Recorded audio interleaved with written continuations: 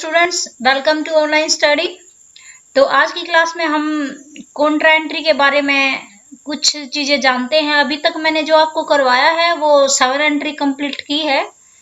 तो अब मैंने बताया थे कि वाउचर हमारे 8 तरह के होते हैं, तो 7 कंप्लीट हो चुके हैं। अब 8 जो आज का वाउचर है, 8वां वाउचर एंट्री।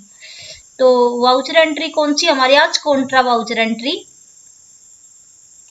तो आज हम कॉन्ट्रा के बारे में सीखते हैं कुछ।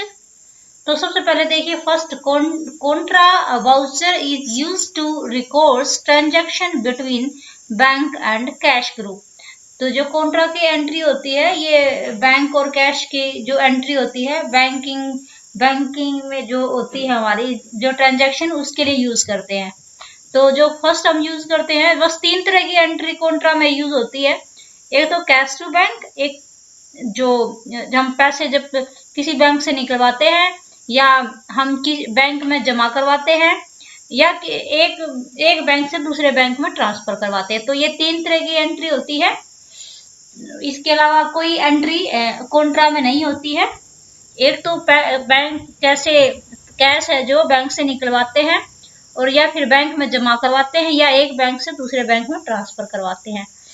तो अभी मैं बता रही हूँ, जैसे कैश बैलेंस क्या एक संपत्ति है, बैंक बैलेंस हमारी संपत्ति है। सबसे पहले आपको ये रूल फॉलो करना पड़ेगा कि जब कोई संपत्ति घटती है तो क्रेडिट होती है, और जब कोई संपत्ति बढ़ती है तो डेबिट होती है। ठीक है, संपत्ति घटेगी क्रेडिट, याद रखना आपको, और संपत्ति बढ़ेगी तो डेबिट। तो ये दो ही बात याद रखनी है। इन्हीं दो जो ये मैंने 2 बात बताई है, इन्हीं नोट कर लीजिए, और इन्हीं के बेस पे कॉन्ट्रा की जो वाउचर एंट्री है वो हम करेंगे। अभी आप एक बार चीज और देख लीजिए, जैसे पेमेंट हम देखते हैं, पेमेंट करते हैं, एक्सपेंसेस खर्चे बढ़ते हैं तो डेबिट होते हैं, और असेट्स घटती है तो क्रेडिट होती है, क्रेडिट करो।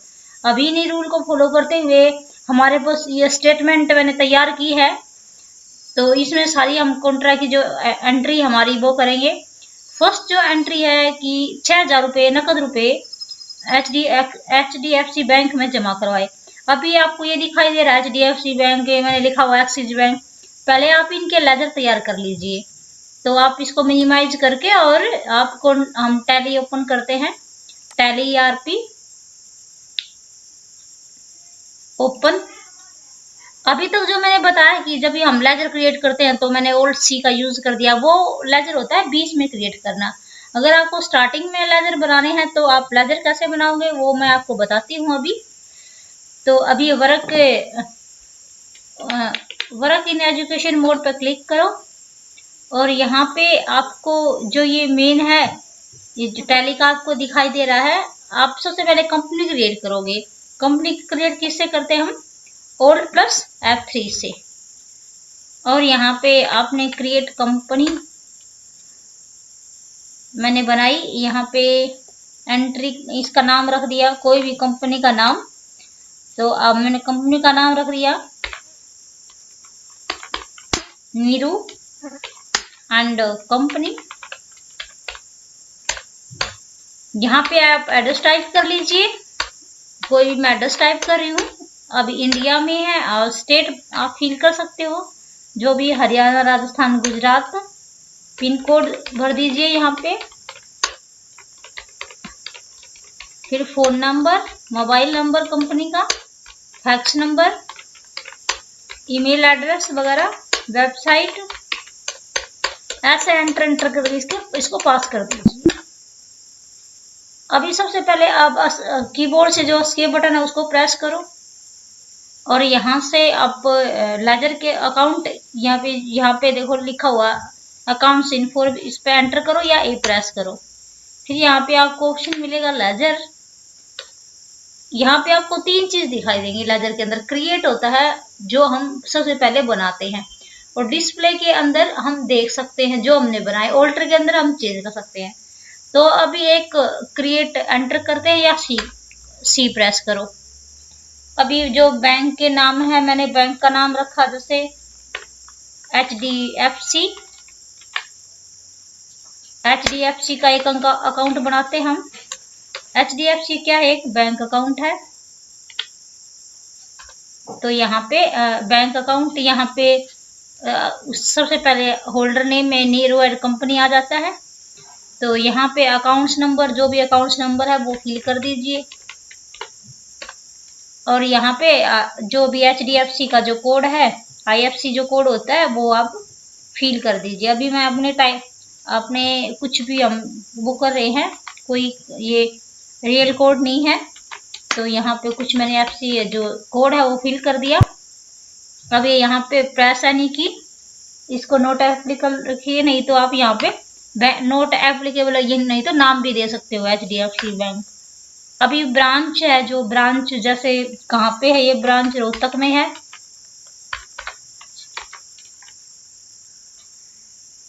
रोहतक। और यहाँ पे अगर आप सेट चेक बुक यस, आपकी जो चेक बुक है उसको यस करवाना चाहते हो तो यस कर सकते हो। अब जैसे ही आप यस करोगे तो ये मांगेगा होम नंबर, जो नंबर है होम का वो नंबर मांगेगा यहाँ पे। तो यहाँ मैंने कुछ भी डिजिट टाइप करके, और यहाँ से किस के जो फोन नंबर है कितने से कितनी है, तो ये डाला हुआ है 34, और क्या डाला हुआ है ये मैंने 56 85, और यहाँ 5 से यहाँ से कितना तक है हमारी 55 लास्ट डिजिट है। तो यहाँ पे मैंने कर लिया 70 तक है। ठीक है, 70 तक है लास्ट डिजिट 55 से। और ये डिजिट जो हमारे चेक नंबर है, चेक नंबर जो चेक होते हैं ना हमारे, कितने से कितने नंबर तक है आपके पास।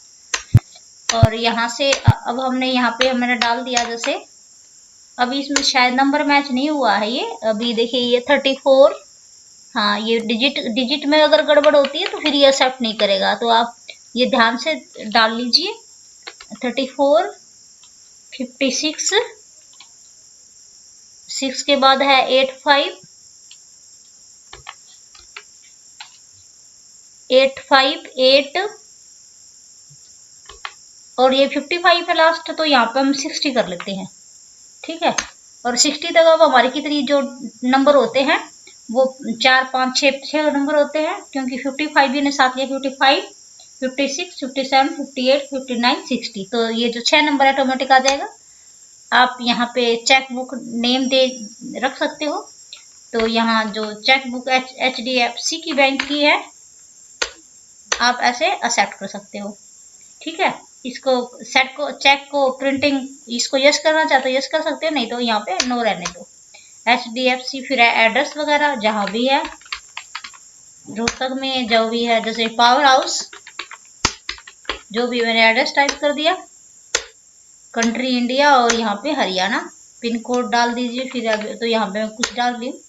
ओपनिंग बैलेंस आप डालना चाहते हो तो डाल सकते हो, कि जो HDFC का ओपनिंग बैलेंस है वो मैंने डाल दिया 1 लाख। और इसको हम डेबिट रहने देते हैं क्योंकि ये ओपनिंग बैलेंस है। ठीक है, तो यहाँ पे ओपनिंग बैलेंस में 1 लाख रुपए आ जाएंगे।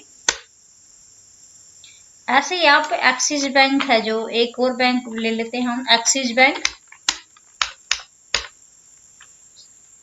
तो जो एक्सिस जो बैंक है, आप उसका एक लेजर तैयार कीजिए। एक्सिस बैंक लिखे आप यहाँ पे बैंक अकाउंट, और यहाँ पे आप इसको रहने दो। और इसके बाद बैंक अकाउंट हमारा ही हम यहाँ क्या लेंगे, बैंक अकाउंट ही।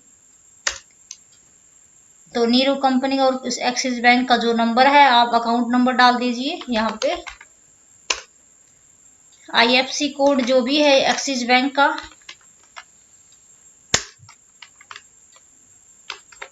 मैंने डाल दिया ये कुछ भी। और यहाँ पे आप ब्रांच नेम डाल सकते हो, एक्सिस बैंक या नोट एप्लीकेबल रखो। ब्रांच जहाँ भी है, जैसे सोनीपत में है या फिर रोहतक में है, जो भी आपको सिटी नेम लिखना है वो डाल लीजिए। और यहाँ पे set cheque book number yes करना है तो यस कर दीजिए। और फिर आप जैसे आपको कोई फॉर्म नंबर मैंने बताया कि भाई क्या डिजिट 2 3 3 4 4 5 6 0 डाल दिया मैंने। ठीक है, और ये कितने से कितनी है आपको ये डालना है, 2 3, ठीक है, 3 4 4 5, जो भी मैंने कुछ भी डिजिट डाली 4 5, ये 60 तक है तो यहाँ तक मैंने ले ली 70 तक, तो 11 डिजिट ऑटोमेटिक आ जाएगी ये, ठीक है। 60 से 70 तक 11 डिजिट होती है, 60 इसने इंक्लूड किया। चेक नंबर यहाँ पर डाल लीजिए आप, एक्सिस बैंक में जो भी है चेक बुक नंबर जो भी हमने डालना है, इसको आपको यस करना है तो आप सेट चेक प्रिंटिंग कॉन्फ़िगरेशन को यस कर सकते हो। इसमें आप देखोगे कि आपको विड्थ और चेक की कितनी हाइट कितनी चाहिए, आप डाल सकते हो, अदरवाइज इसको आप नो रहने दो। तो एस्केप बटन से इसको नो प्रेस कर दीजिए और यहाँ पे आप एक्सेप्ट कर लीजिए। और यहाँ पे एड्रेस मैंने डाल दिया था इसका सोनीपत, जो भी है वो डालना है आपको एड्रेस। और उसके बाद आप इंडिया में हरियाणा जो भी है पिन कोड नंबर डाल दीजिए। ओपनिंग बैलेंस कितना रखना है आपको, आप रख सकते हो, मैंने इसका रख दिया 50,000 रुपये, डेबिट रखते हैं इसको हम, एंटर। ऐसे आप लेजर क्रिएट कर सकते हो। अभी बीच में कोई रिक्वायरमेंट होती है तो हम बीच में लेजर ओल्ड सी से बनाते हैं, ये मैंने आपको बता दिया था। अभी आप डिस्प्ले में क्या देखते हो, डिस्प्ले में आपको जो मैंने बनाए हैं 2 बैंक, वो आपको कैश जो है ऑटोमेटिक बना होता है, ये कैश का लेजर।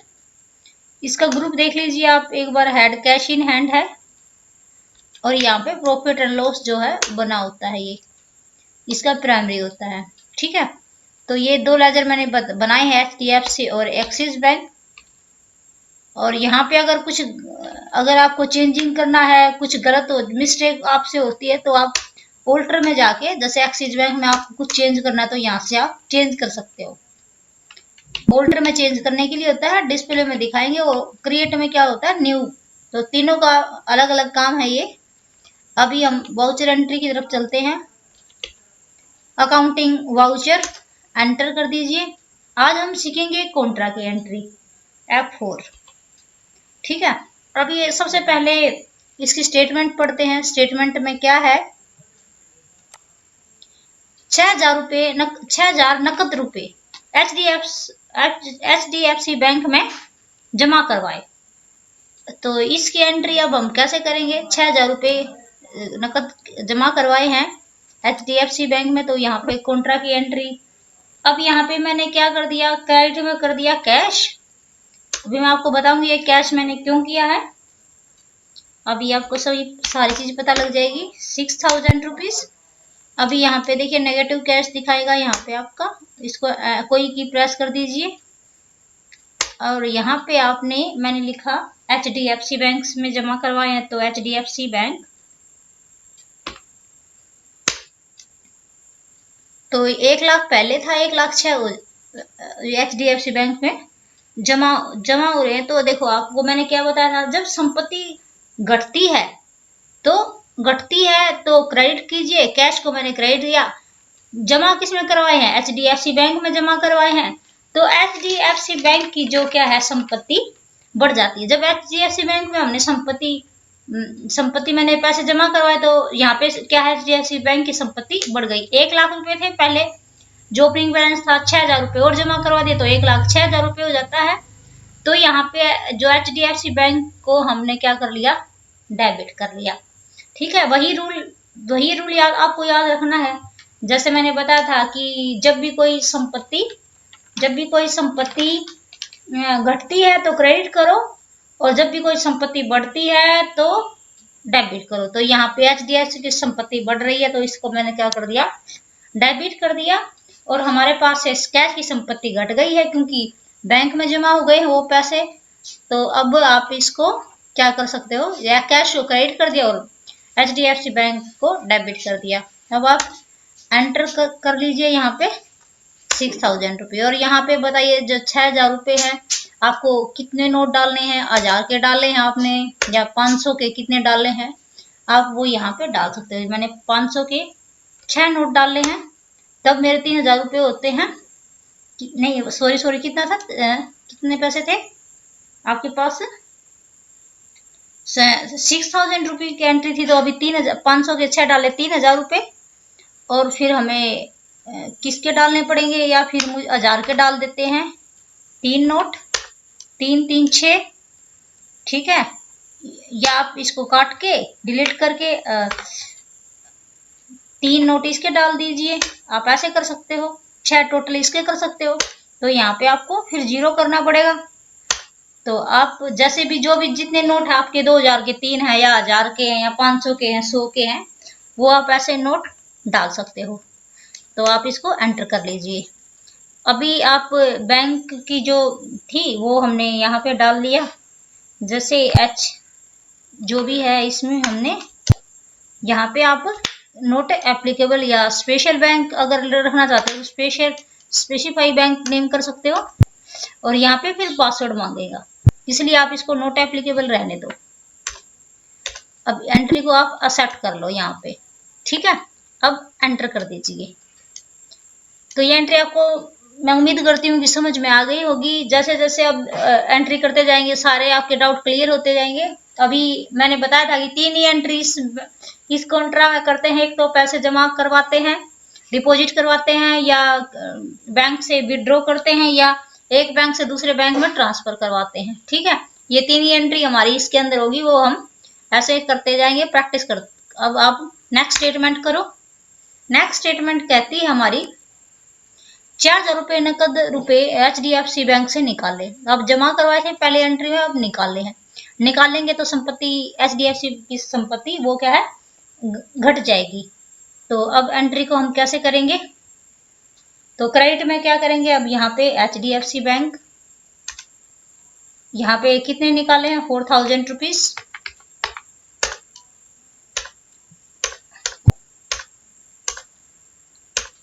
और फिर यहाँ पे क्या करोगे आप, डेबिट में कैश।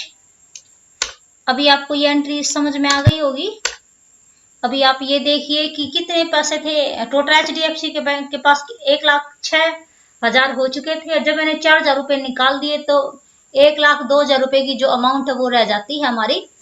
और जो कैश बैलेंस पहले 6,000 जमा था, अब कितना रह गया, 2। तो जो HDFC की संपत्ति अब घट गई है, तो इसको मैंने क्रेडिट कर दिया, क्योंकि जब कोई संपत्ति घटती है उसको हम क्रेडिट कर देते हैं।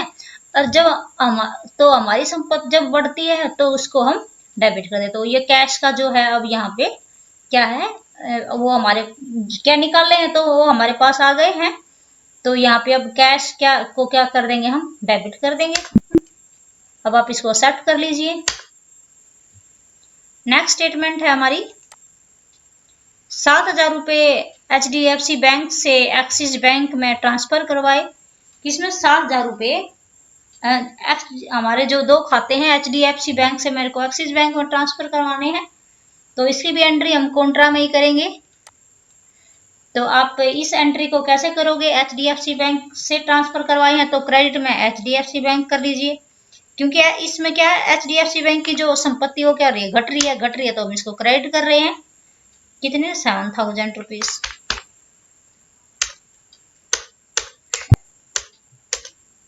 और यहाँ पे क्या करेंगे, एक्सिस बैंक या एक्सिस बैंक अकाउंट जो भी है, तो 7,000 रुपीज। अब आप ये देखिए एक बार एंट्री कैसे हो जाएगी, क्योंकि देखो एक्सिस बैंक में मैंने जो पहले जो ओपनिंग बैलेंस जो डाला था वो कितना था, 50,000 रुपये।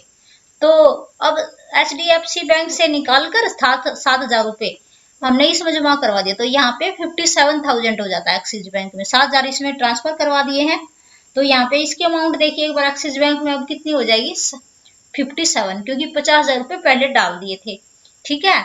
और यहाँ पे इसकी HDFC की संपत्ति अब घट गई है, इसलिए मैंने इसको क्रेडिट कर दिया। यहाँ पे कितना रह जाएगा, इसका जो अमाउंट है 95,000, तो घटती है तो हम क्रेडिट करते हैं। और एक्सिस बैंक की संपत्ति वो बढ़ रही है, तो इसको मैंने डेबिट कर दिया। अभी बस एक ही रूल आपको यहाँ पे बस एक ही रूल पे फोकस करना है कि संपत्ति घटती है तो क्रेडिट कीजिए, और संपत्ति घटती है तो क्रेडिट कीजिए, और संपत्ति बढ़ती है तो डेबिट कीजिए। तो संपत्ति किसकी घट रही है, HDFC बैंक की, इसलिए क्रेडिट कर दिया। और एक्सिस बैंक की संपत्ति बढ़ रही है, इसलिए मैंने इसको डेबिट कर दिया, क्योंकि HDFC बैंक के जो पैसे थे वो एक्सिस बैंक में अब आ गए हैं। अभी आपको ये तीन ही एंट्री कॉन्ट्रा में होती है और वो मैंने 3 एंट्री करवा दी है।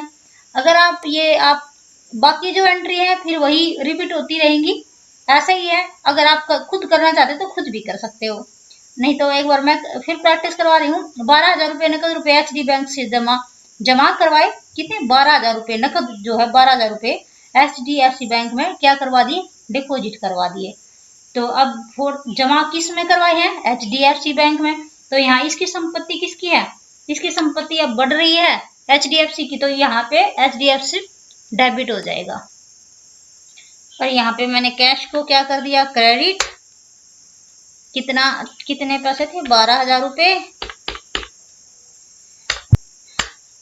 और यहाँ पे HDFC बैंक एंटर कर लीजिए। और 12,000 कितने नोट थे? जितने भी आपको रखना है 6। तो कितनी अमाउंट अब देखो, इसकी किसकी संपत्ति बढ़ रही है?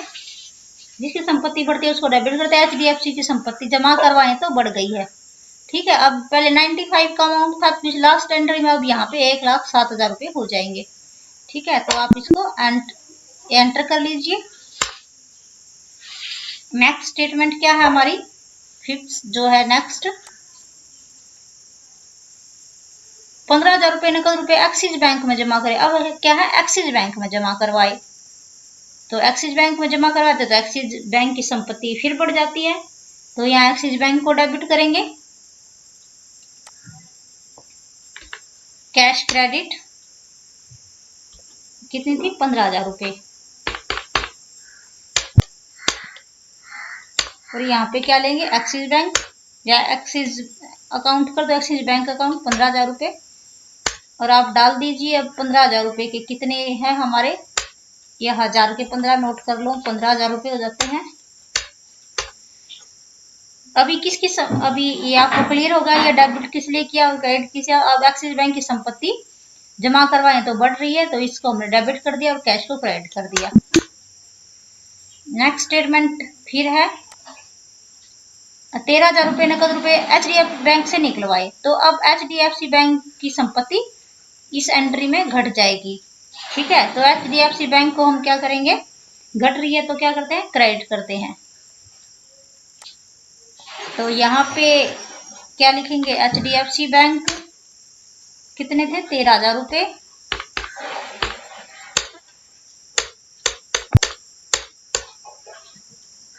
HDFC बैंक से की संपत्ति घट गई और कैश की संपत्ति बढ़ गई है। ठीक है, तो इसको कैश को हमने डेबिट कर दिया और HDFC बैंक को क्रेडिट कर दिया, क्योंकि निकलवाए है HDFC बैंक, तो HDFC बैंक की संपत्ति क्या है? घट गई है, तो इसको हमने क्रेडिट कर दिया। और कैश की संपत्ति बढ़ गई है, कैश को डेबिट कर दिया। नेक्स्ट स्टेटमेंट फिर वही है, 11,000 रुपये नकद रुपये एक्सिस बैंक में निकलवाए। 11,000 रुपये नकद रुपये निकलवाए हैं एक्सिस बैंक से, तो एक्सिस बैंक की संपत्ति अब की बार घट जाती है। अब की बार एक्सिस बैंक की संपत्ति घट जाएगी, तो एक्सिस बैंक को हम क्या करेंगे? क्रेडिट करेंगे। तो एक्सिस बैंक की अब संपत्ति कितनी है? 11,000 रुपये।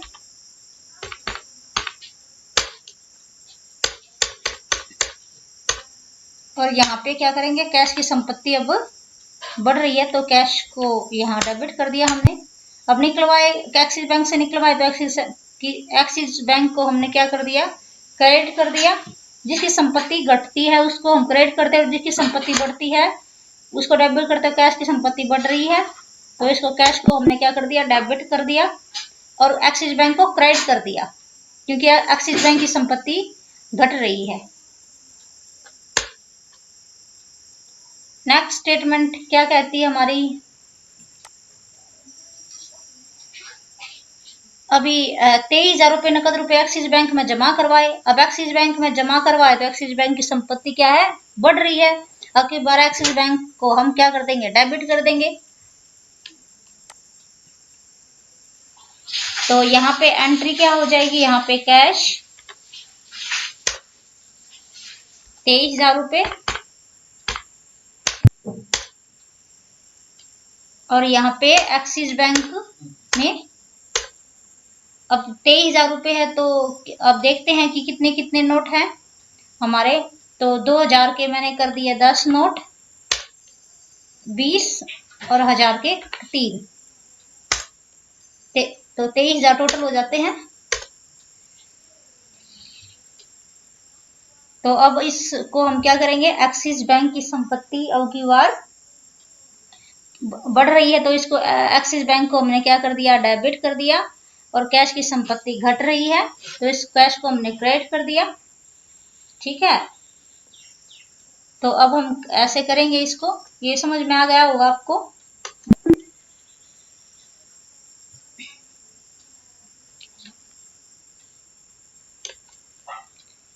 नेक्स्ट स्टेटमेंट क्या है अब हमारी, 13,000 रुपये नकद रुपए एचडीएफसी बैंक में जमा निकलवाए।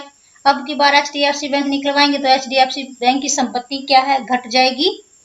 तो यहाँ पे क्या करेंगे, इस संपत्ति घट रही है तो आप क्या करोगे, इसका एचडीएफसी बैंक को आप क्रेडिट करोगे।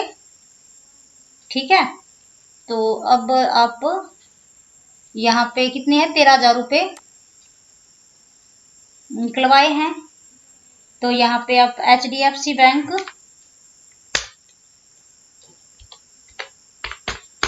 13,000 रुपये कैश, क्योंकि इसकी संपत्ति अब की बार घट रही है तो हमने क्या कर दिया, निकलवाए, तो हम क्रेडिट करेंगे। अब क्या है, नेक्स्ट जो स्टेटमेंट है हमारी, 9,000 नकद रुपए एचडीएफसी बैंक में जमा करवाए। तो अब की बार जमा करवाएंगे तो इसकी संपत्ति बढ़ जाएगी, और अब संपत्ति बढ़ती है तो क्या है, डेबिट करते हैं, तो एचडीएफसी बैंक को डेबिट करेंगे और कैश क्रेडिट हो जाएगा 9,000 रुपये। और यहाँ पे क्या था, एचडीएफसी बैंक,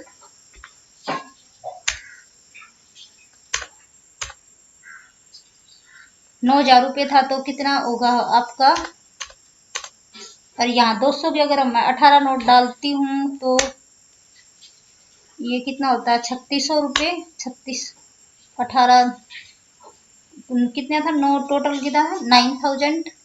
तो आप यहाँ पे डाल लीजिए, 9,000 रुपये है तो आप 1,000 के आप 9 ही नोट डाल दीजिए। ठीक है, और यहाँ जितना भी आपके नोट है वो आप डाल सकते हो। तो एचडीएफसी बैंक की संपत्ति अब की बार बढ़ जाती है। तो ऐसे ऐसे हम एंट्री कर सकते हैं। अभी ये जो एंट्री मैंने की है वो आपको कहाँ दिखाई देगी, डिस्प्ले के अंदर डे बुक में आपको सारी एंट्री दिखाई देंगी। ये देखिए, ये आपकी एक ही डेट में डाली है तो मैंने डेट चेंज नहीं की है। ये सारी कॉन्ट्रा की एंट्री है, फर्स्ट एंट्री, सेकेंड एंट्री, ऐसे ही थर्ड एंट्री को एंटर ऐसे। ये अभी मैंने बैंक क्या बताया था कि एचडीएफसी बैंक की जो अमाउंट एक्सिस बैंक में ट्रांसफर करवाए हैं ये 7,000 रुपये। अगर एक्सिस बैंक के एचडीएफसी बैंक में ट्रांसफर करवाएं तो इसकी अपोजिट एंट्री हो जाएगी। अगर स्टेटमेंट ऐसे हो कि एक्सिस बैंक की जो है वो पैसे 2,000 रुपये और एचडीएफसी बैंक में हम करवाते हैं तो एंट्री को हम फिर क्या है, चेंज कर सकते हैं। तो ये तीनों एंट्री आपको मैं उम्मीद करती हूँ कि सभी जो मैंने 3 एंट्री बताई हैं घूम फिर के वही एंट्री आती है, क्या, कैश टू बैंक। अगर हम क्या है, बैंक से अगर पैसे हम क्या करवाते हैं, पैसे जमा करवाते हैं या बैंक से निकलवाते हैं या एक बैंक से दूसरे बैंक में ट्रांसफर करवाते हैं तो हमारी वही यही एंट्री होती है। और आपको रूल बस यही याद रखना है, जब कोई संपत्ति घटती है तो क्रेडिट होगी और जब कोई संपत्ति बढ़ती है तो डेबिट होती है। और मैं उम्मीद करती हूँ कि ये वीडियो आपको अच्छी लगी होगी। अगर आपको वीडियो अच्छी लगी है तो आप जल्दी से चैनल को सब्सक्राइब कर दीजिए और वीडियो को ज़्यादा से ज़्यादा अपने सभी फ्रेंड्स के साथ शेयर कर दीजिए ताकि भविष्य में आने वाली सारी वीडियो आपको मिलती रहेंगी, नोटिफिकेशन मिलता रहेगा। अगर आपको और पिछली वाली वीडियो आपने नहीं देखी है तो आप प्ले लिस्ट में जाके आप सारी वीडियो देख सकते हो। तो अभी हम नेक्स्ट क्लास के साथ